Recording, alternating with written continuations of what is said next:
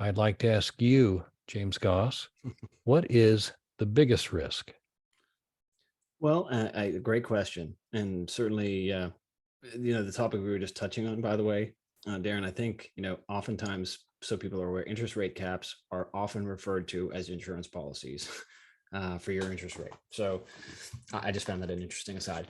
The biggest risk for us, and this is a good question.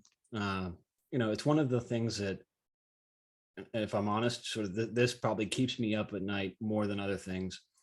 It's it's not making people aware of who we are. It's not being able to get our message out to the right people. Right. That's the risk I see. And again, we're obviously doing what we can to eliminate, mitigate, minimize all that kind of stuff.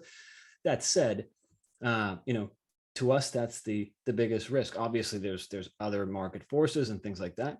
But just from a what we can control, um, you know, to me, that's the biggest risk is we have something that when we explain it correctly, and when we have the right people we're talking to, light bulbs go on.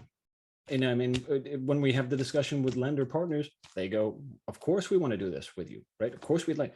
So, but it's just a function of the risk is that we don't communicate it right, or the risk is that we don't communicate it to the right audience, or whatever the case. So, to us, it's an exposure, and again, I see this very much so.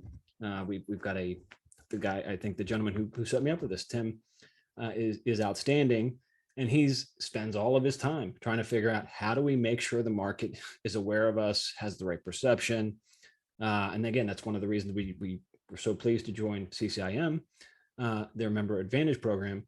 Again, for us, I would say an exposure, or making sure we get enough exposure is our biggest risk.